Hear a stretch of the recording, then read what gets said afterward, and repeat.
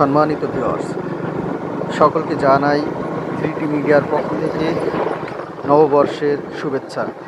আজ পহেলা বৈশাখ 1431। আমাদের গন্তব্যস্থল ঝিনাইদহ জেলার কালীগঞ্জ উপজেলার কাষ্ঠভাঙ্গা ইউনিয়নের ঝনঝনিয়া গ্রাম। এই গ্রামে যে মেলাটি বসেছে সেই মেলায় আমাদের যাত্রার মূল লক্ষ্য। করোনার পূর্বে এখানে মেলা নিয়মিত বসত। করোনার পরে আমাদের জানা মতে এই প্রথম আবার তার যাত্রা শুরু করলো।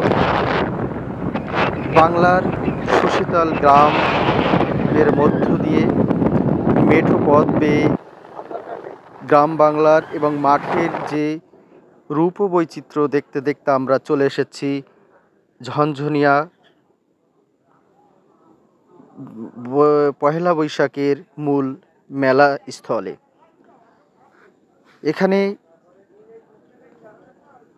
মেলায় বিভিন্ন নর নারী সহ অবাল বৃদ্ধ বনিতা সকলেই আসছেন তাদের এই বাংলা বছরের প্রথম দিনটাকে উদযাপন করার জন্য, বাংলা ভাষা বাংলার ইতিহাস ঐতিহ্যকে স্মরণ করার জন্য। এই নারীর এক অনুভূতি, টান, এই টান বারবার বাংলা ভাষাকে বাংলার ইতিহাস ঐতিহ্যকে স্মরণ করিয়ে দেয়।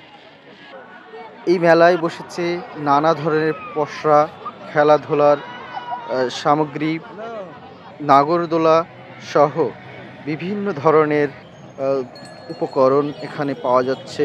খাবার দ্রব্য সামগ্রী সহ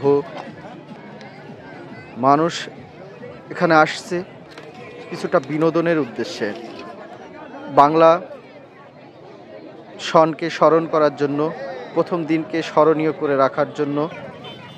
আমরাও এসেছিলাম সেই উদ্দেশ্যকে সামনে রেখেই। মেলা প্রাঙ্গণে এসে বাংলা ভাষা সহ বাংলার যে সংস্কৃতি আবারও হৃদয়ে করিডোরে কড়া নাড়ল। অনুভূতির এক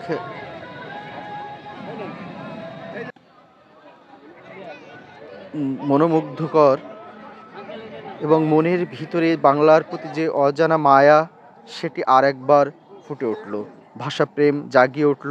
এরই মাঝে আমরা কুলপিমালায় খালাম, কারণ এই ঠান্ডার মাঝে নিজেকে কিছুটা ঠান্ডা নিরাময়ের জন্য। এই পাখির কিচিরমিচির সবসময় আমাকে মুগ্ধ করে এবং বাংলার আনাচে কানাচে গাছগাছালিতে মাঠে প্রান্তরে লোকে লোকারণ্য পাশাপাশি পাখির যে কলহল কলরব যেটা আমাকে মুগ্ধ করে, সেই কলরব পাখির ডাকের সুরে সুরে আজ বিদায় নিচ্ছি। আপনারা 3D মিডিয়ার সঙ্গে থাকবেন, ভালো থাকবেন, নতুন কোনো ভিডিওর অপেক্ষায় থাকবেন। ধন্যবাদ। Please like, comment, share, subscribe করে পাশে থাকুন।